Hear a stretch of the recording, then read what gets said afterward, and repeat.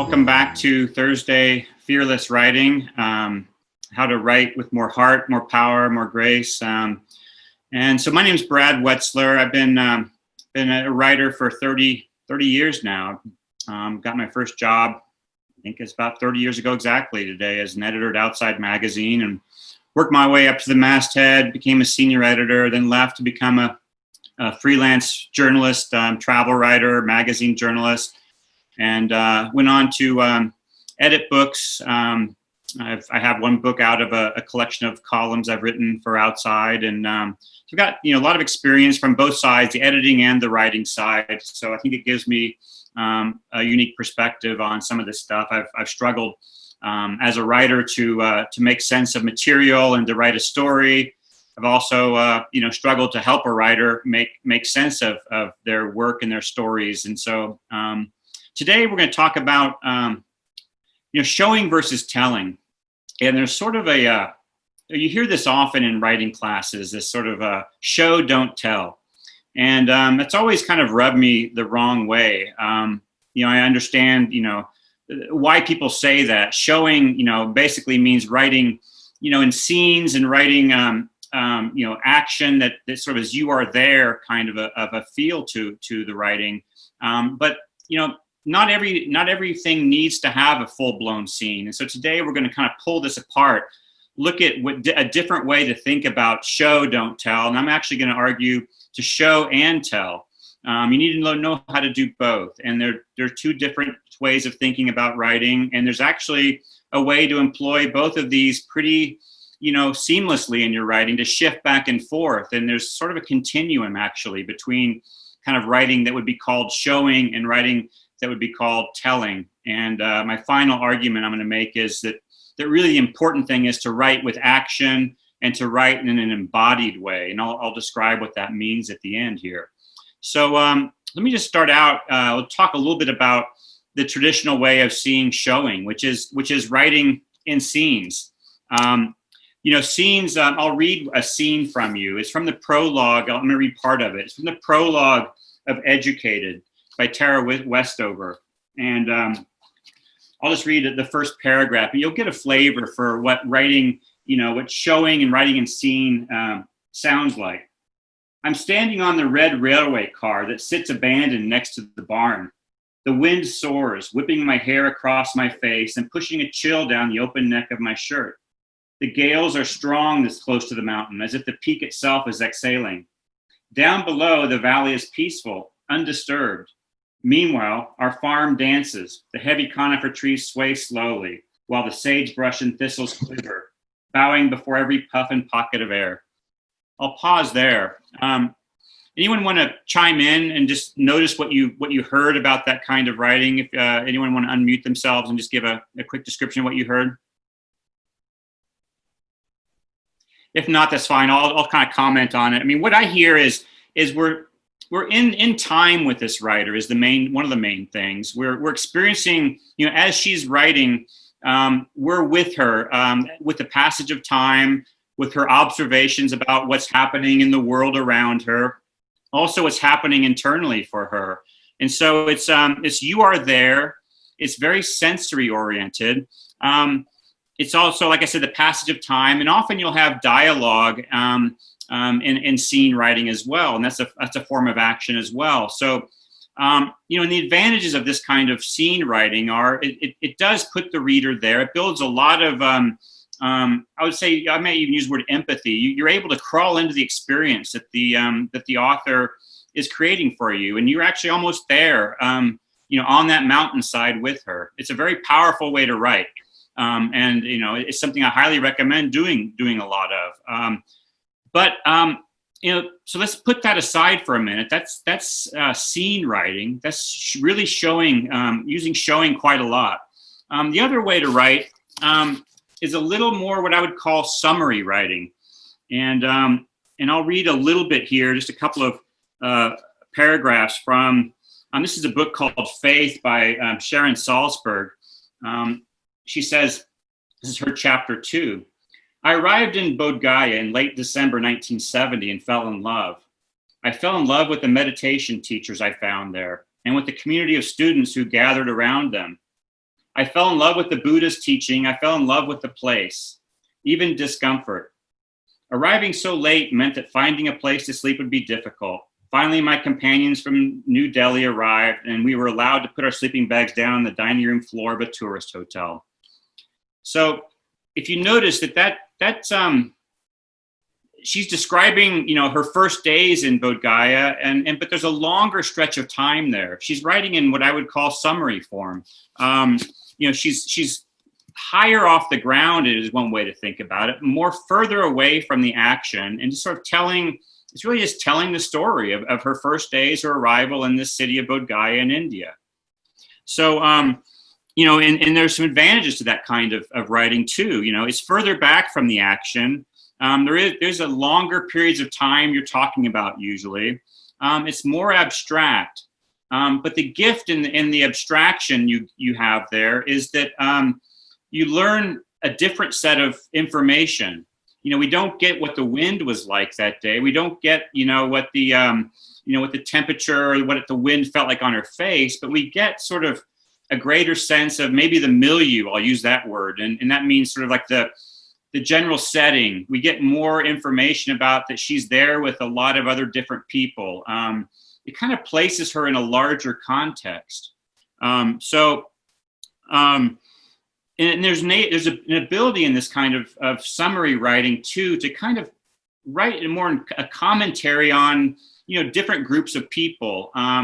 You're placed in sort of a larger setting, more context. So we've got these two kinds of writing that we just talked about that you actually hear a lot in writing workshops. You've got the showing and you've got the telling. And what I want to invite you to do today is to not think of these things quite so binary, and think of there's actually room in your writing, whether you're writing a book or an article or an essay, for both. And in fact, there's even room for what I would call kind of a hybrid style. And in fact, if you're working on memoir, this hybrid style is actually very powerful. In fact, I'd say more memoirs are written these days in this kind of hybrid style than they are in sort of what I would call a novelist-esque style. And so I want to kind of explore what that's like to kind of merge these two kinds of writing. So I'm going to read a passage now from a book. It's a great memoir by Helen MacDonald called H is for Hawk. And I want you to kind of feel this kind of writing, and I want you to see if you can feel anything that's different about it that's compared to the two we just listened to. This is from chapter 1. 45 minutes northeast of Cambridge is a landscape I've come to love very much indeed. It's where wet fen gives way to parched sand. It's a land of twisted pine trees, burned out cars, shotgun peppered road signs, and U.S. Air Force bases. There are ghosts here. Houses crumble inside numbered blocks of pine forestry. There are spaces built for air-delivered nukes inside grassy tumuli behind 12-foot fences, tattoo parlors, and U.S. Air Force golf courses. In spring, it's a riot of noise. At 5 in the morning, I'd been staring at a square of streetlights on the ceiling, listening to a couple of late party leavers chatting on the pavement outside. I felt odd, overtired, overwrought, and unpleasantly like my brain had been removed from my skull, stuffed with something like microwaved aluminum foil, dented, charred, and shorting with sparks. So I'd be curious as I open up this at the end, just to hear your different impressions about these different styles of writing. But what I want to say about this third style, this third approach, is it is blending the scene writing with the summary writing, and how she's doing it, I guess I'll call this other way, let's call it a third way. It's called embodied writing. And what she's doing is drawing from elements of scene writing, drawing on, the specific nature, the specific descriptions of hard things in the physical world. But she's also, not necessarily placing you in the passage of time at the same time. So, she has this ability now to pull us along in the story using, again, these same techniques that really pull us into a scene, but she's also able to kind of like brush a broader stroke. So I'm going to pause there for a minute and kind of just do a conclusion here before we open things up. You know, writing, there's a lot of ways to write. Obviously, we're drawn to different writers for many different reasons. Some of the best memoirs of the English language are written in pure scenes. Some of the other best ones are written almost in pure summary. And this third way, though, is kind of a real powerful way of embodied writing. The key, I think, no matter which style you're working in, is to use, a hard connection to the physical world. That's what I mean by embodied writing. Words that land in the body. I think when writing gets weaker, it tends to be thinky. It tends to assume things that the reader you think the reader is you're pulling the reader along with you, but you're using kind of generic words.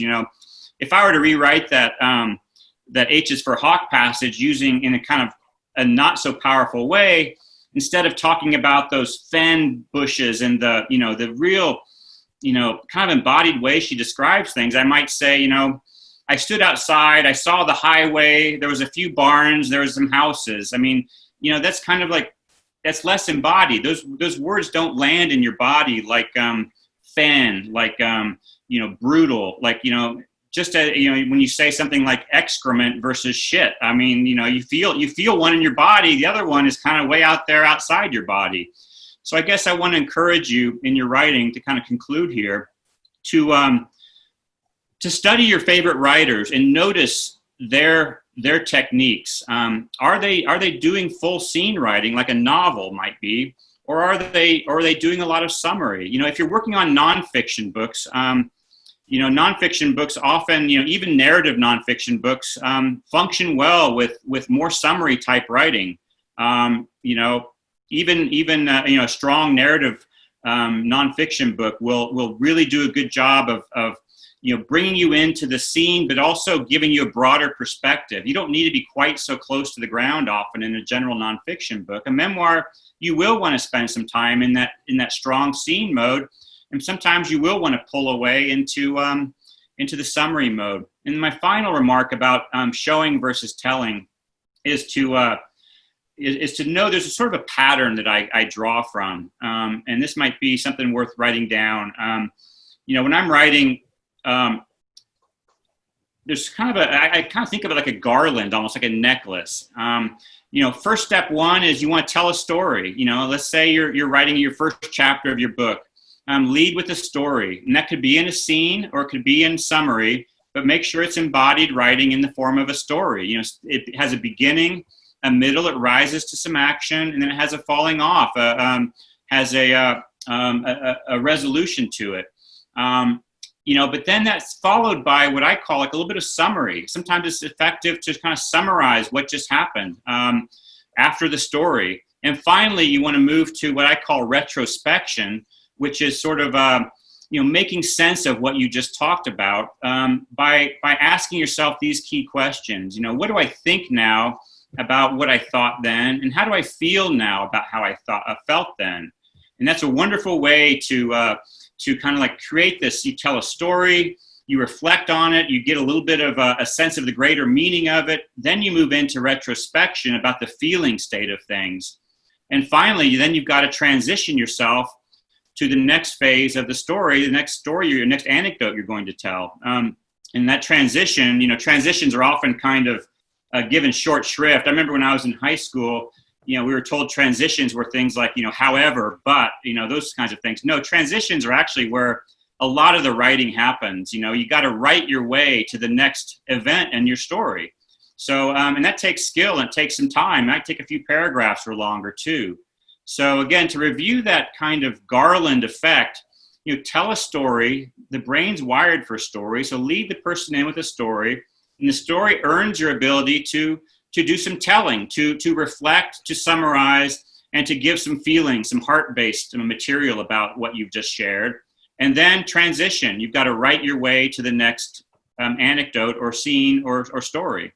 And so I hope that's been helpful. It's kind of a confusing topic, but just know that there's no right way to do any of this. I mean, the only right way is to write with action, to write in an embodied way, and to pull people along your journey with you, whether it's through scene, whether it's through summary, whether it's through kind of that hybrid style that I've been talking about. And that thing, in my opinion, that kind of holds it all together, no matter which method you're using, is the word embodiment. I mean, if you stay embodied and you stay active in your writing, you're going to bring people along, no matter what style you're writing in. So again, there's no right way, but there's a lot of amazing techniques and you can try to employ. And I've challenged you to play with them all. Now I'll open it up for questions. Anyone have any thoughts or questions? Yeah, Jeff. How much of, when it comes to getting that close to the scene and stuff, how much of that would you say is based on senses? That's a good question. It's largely based, I guess the word embodied to me does imply kind of sensory information. In scene writing especially, you do draw a lot on the five senses, and actually a sixth sense of an inner monologue. So it's a great question. Yes, it's absolutely right in scene writing. As you pull away from scene writing and enter, more summary type writing, you're pulling away from the senses and you're moving into the mind more. I'll give you an example. Another kind of tool you might use is, I call it the ladder of abstraction. So if you think of like a ladder that goes up, from your driveway to the roof, at the bottom you have, scene writing, and you've got very specific, things you can comment and write about. Let's take a story about a guy named Jerry who's a river rafter on the Colorado River. So Jerry's going out on the Colorado River. Well, if you write scenes about Jerry, you're going to talk about, the sparkling of the water, the wind on his face. You're going to be very connected to Jerry himself. Maybe the people that Jerry's talking to. But then you might come up the ladder of abstraction, one or two rungs, and you might talk about Jerry's river party. So you've got, 5 or 6 people, and now you're talking about the party itself, and the party goes to shore at night. They cook dinner, they do various things. You're a level up from, the on the ground detail. Then you might go another rung up, and you might go to, river rafters in general. And you might write some passages about how river rafters tend to be wonderful stewards of the environment. River rafters, tend to dress like this, they act like that. And so then you might come up another rung and talk about outdoor enthusiasts. River runners fall under the category of outdoor enthusiasts, and all outdoor enthusiasts have a particular way of thinking about the environment, thinking about activities, those kinds of things. Then you might go up another level of abstraction and talk about human beings. We humans love nature. We humans love to get out on places like rivers and mountains. And finally, you might, talk about all beings. I mean, anything that's alive tends to have qualities like this and that. And so if you see there's a gentle movement from on the ground, feeling the wind on your face, this pecks of sand striking your face, to talking about what it's like to be a human being. And it's really a wonderful thing when you can move up and down that level of abstraction.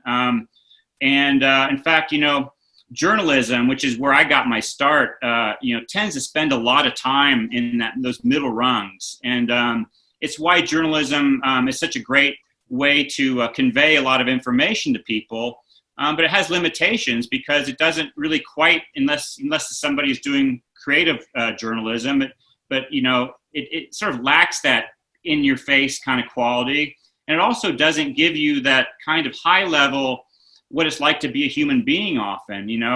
One of the great memoirists of our day, Cheryl Strayed, really moves up and down this ladder of abstraction well. And, she'll be talking about really gut-wrenching stuff. One of the high points in her book, Wild, she and her mother are out trying to put down a horse. And it's a really emotional, really detailed, in-your-face moment of the book. And but then she might shift a little bit, a couple paragraphs later, and offer some reflection about, we humans struggle with death. We humans struggle with loss, those kinds of things. And so you can see her moving up and down, and it gives a real vibrancy and real, power to her writing. So I encourage you to kind of think about this ladder of abstraction and use it and move up and down it a bit and experiment in what it's like to write in those middle rungs where you can convey a lot of information at a kind of even pace, give a lot of context too, but we also just don't get to know people quite so much. So then drop down, spend some time talking about what it's like to be in that moment, and then come back up and then go up to the top again about what it's like to be a human. It's a real powerful thing. So, any other questions?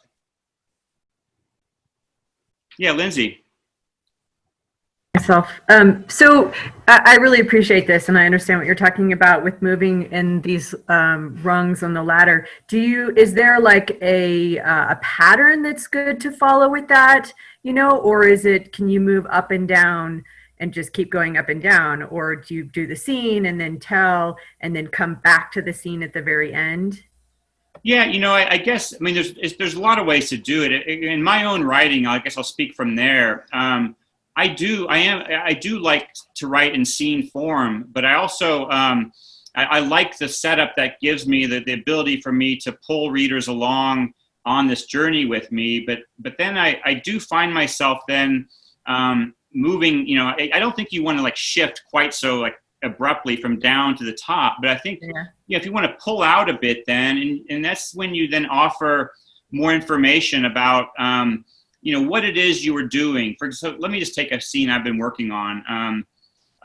There's a couple of years ago, I ended up in India with a 100-year-old yogi in a cave. And it was it was really an odd situation for me. And kind of like I read the book, The Razor's Edge, when I was, 18, and read about, this character Larry who ends up in India and with a yogi in a cave. And I never imagined when I was a teenager, I would end up in something like that. Well, there I was. So this chapter that I've been working on begins with me, crawling on the ground to go into the cave, and it's blow by blow. And I'm like, I take a breath even. Then I look up and I see, his wall art to the various Indian deities and Hindu deities.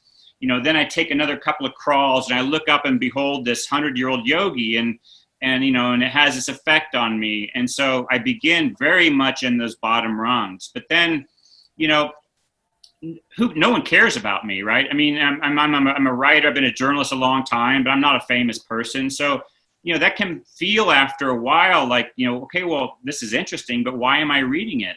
So then you might want to come up and shift and say, well, I'm a 50-year-old man. I've, lived my life like this. The reason I'm in India is this. You start to kind of tell in more summary mode. We arrived last week. We've been walking through the jungle now for 5 days. Those kinds of information. It becomes a little bit more journalistic, and it becomes more accessible to my reader. They understand more about who I am, and then I might even come up a little further and talk about, the fact that I've been obsessed with yoga now for the last 10 years, and I'm a bit of a walking cliche in that way. I got a note from Ryan. No spiders, he says. But then I move up that rung and I make it more accessible, but then I might go up even higher and talk about, what it's like to be a middle-aged man in a midlife crisis, whatever, or what it's like then go up even one more rung. We humans are always on quest for meaning, quest to understand ourselves better. So you see, I kind of slid up that way, and then I might end the scene by coming back down, and say, I might even come back down gradually, and then by the end of the scene, I'm like, and so, I looked at my watch. It was 4:00. I knew we had to get back down the mountain, so we crawled back out. I felt the sandy, ground against my hands again, so I'm back down on that lower level of abstraction, and and so there is I guess it's I never really thought of it, that the question as you've asked it, but I think there's a nice way you can gradually move up and down. And you can also shift to that journalistic voice pretty consistently. You don't need to, slide up quite so gracefully, I don't think, but know that there's power in those middle rungs too, as well as at the top. So, yeah. Sure. And it depends on what you're working on and how long it is. And if you need to go back into scene, there's a few different writers that I've seen that keep coming back into the scene, Definitely, which yeah. is another way. But I understand kind of what you're doing, and then tying it back up at the end and bringing I the think reader it's back to also, where you. Lindsay, connected to the purpose of your project. I mean, you know, a literary-ish memoir is going to want to draw on these elements of you know, kind of novel style of writing. You're going to have a lot of scene in a kind of what might be called a literary memoir. You know, a different, you know, this book I read from by Sharon Salzberg about faith. You know, the point of that is to share, you know, just some key experiences, and then to let her teach about what faith, that word, means to her. And so she's, you know, there's really, I mean, a reader is going to be actually disinterested in and maybe bored by, you know, too much detail at the bottom of that. So if you're writing a book, if you're a business person writing a book, and you're really just trying to use stories to set up moments of teaching of the lessons you've learned as a business person, I doubt you're going to be drawing on those lower rungs very much. You're going to be kind of spending more time in the middle rungs, and maybe a little bit higher to talk about, you know, how these lessons you've learned and so some of the abstract ideas you want to talk about. So it really does depend on your goals as a writer. And, you know, like one of my favorite books, you know, Peter Matheson's The Snow Leopard. I mean, it's a wonderful book, and it's really written in kind of an embodied summary mode the whole time. It's written in present tense as well. So it's kind of an interesting thing to read, but just know I guess the last thing I want to leave you with, there's no right way here. Keep experimenting. The only thing that's right is to write with action, write with embodiment. Those are the two things I would definitely lean hard on, and just play with shifting in and out of these different modes. So any other thoughts? Hey, it's Mark. I got a quick question for you, Ben. Yeah. Does nonfiction writing by nature involve more telling than showing if you're trying to have some kind of a platform there? I know there's a good, I can't find it, I looked for it, but Adora Welty had a good quote about taking you to a place and making the reader visualize the scene. Is there tools that you might have that either show versus tell that could help the reader visualize what you're writing more?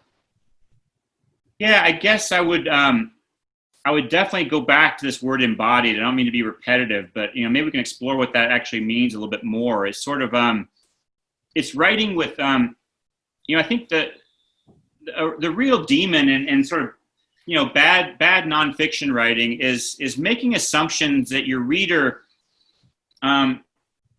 can follow your mind without paying much attention to what his or her experience is. And this is the way in which, you know, let me back up a second, Mark.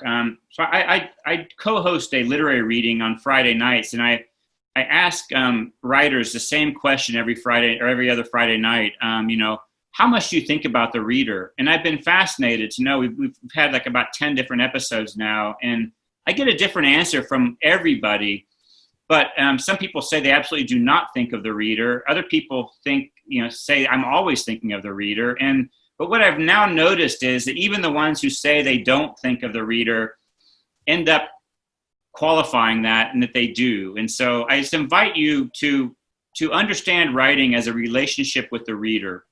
And so no, I don't want you like being codependent with your reader. I don't want you sort of like, you know, worrying at every sentence about what their experience is, because then you're not going to draw, you know, deeply from, you know, your heart and from, you know, the power of your experience. But you do need to occasionally, especially as you rewrite your book or your essay or your article, find yourself asking, you know, what's the reader experiencing here? Is the reader getting an embodied experience? Is the reader, you know, are you using vague words like, you know, I know you're an aviator. I mean, I can think of, on the fly here, but a lot of kind of mediocre words to describe, you know, aircraft, engine, you know, passenger, you know, anything that, you know, kind of jargony words that might have meaning for you within your profession, but which don't really land that hard on the reader. And so instead you might,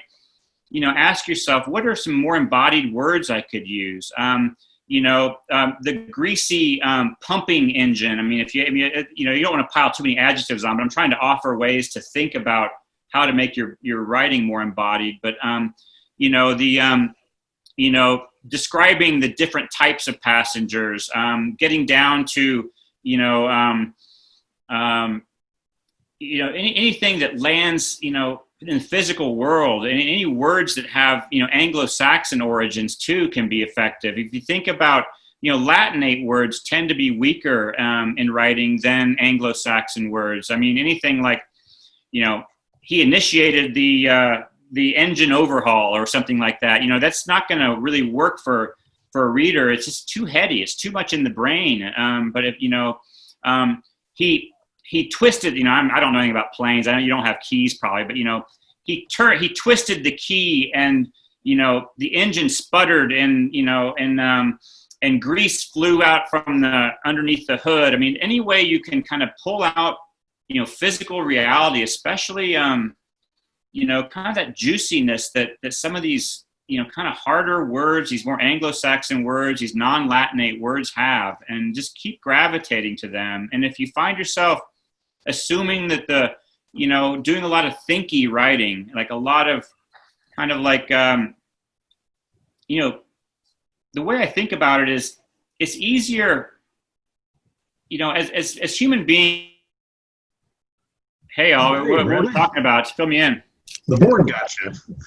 The Wi-Fi went down, so I apologize for that. Let's go ahead and I'll wrap up what I was saying to Mark if he's still there. So yeah, just use your synonym finder. I mean, as long as keep looking, knowing that looking for that perfect word. Obviously don't rely too much on words you don't know. I mean, that can be dangerous. But if you do use a synonym finder, keep looking for that embodied word that says so much more than, I guess in some ways those abstract thinky words, those Latinate words are kind of those middle rung words. I mean, there's just time and place to use those, but keep going down to the bottom. Go down to the, like a Mary Oliver poem, man. What's those things? I mean, hit people over the side of the head with just the blood and the guts and I mean, obviously there's purple writing too. You want to stay away from that, but it's kind of, there's lots to think about in writing, obviously, but just know that there's power in these harder Anglo-Saxon words that you feel in the body. Ask yourself if you feel it in the body. That's a good measure as well. Do you feel initiate, or do you feel, crank more? I mean, that's kind of a good example there. The engine turned, or the engine sputtered and cranked, those kinds of words and those kinds of ideas. So any other questions? Well, thanks for being here today. And oh yeah, Ryan, go ahead. Okay, so like a comparative sense, when you say the engine cranked or sputtered to life, like bitter coffee in my mouth. Yeah, that kind of sputtering to life feeling that you get. You're like, okay, that's really strong. Is that?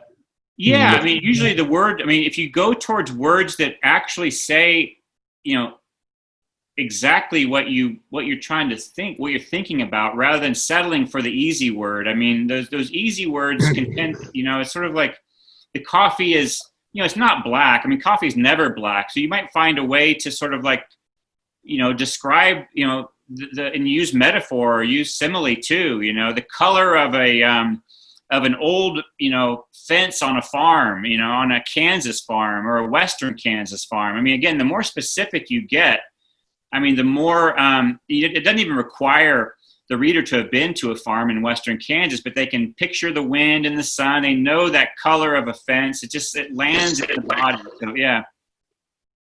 Okay. Yeah. And just know that, our vocabularies, we have a lot of words in voice that we go to, that we use kind of, by habit, and just don't trust those words necessarily. I mean, keep asking what the reader's feeling. Keep asking if there is a bit more embodied, more on the ground level word. And just know too, though, that, don't load up your sentences with too many adjectives. We went over that a couple weeks ago about the danger of adjectives and adverbs. So the more you can infuse use strong verbs and strong nouns. I mean, that's the key to good writing, is strong verbs and strong nouns. The silver-backed squirrel, climbed the wood fence with the color of a Kansas farm fence. I'm ad-libbing now, but you get the idea that, you want to stay out of those middle grade words, but you also don't want to load up your sentences with them either. You want to write strong nouns, strong verbs. He skulked rather than he went. He walked, he ran. I mean, just the words for going, for walking and running in English, there's a plethora of them, I might say. So so just know that lots of word choices, but you don't want to load up with adjectives and adverbs. Use strong nouns, strong verbs, and stay close to the ground in your descriptions. Okay, thanks. Yeah, great.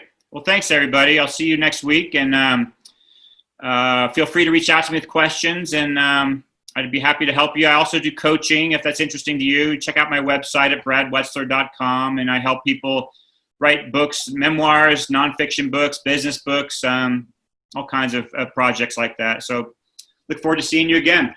What's your contact information, Brad? Yeah, my email is brad@bradwetzler.com, and that's BradWetzler.com. And you can also find me on Facebook and meetup.com and Twitter and stuff like that. So feel free to reach out any way that works for you. All right, I'll send you an email. All the past classes, by the way, are on my website. So if you want to check in, I've got 7 or 8 of them now up. So this one will go up to next week. So perfect. thank you. Okay, Great. I will definitely reach out. Thank you. Great, thanks.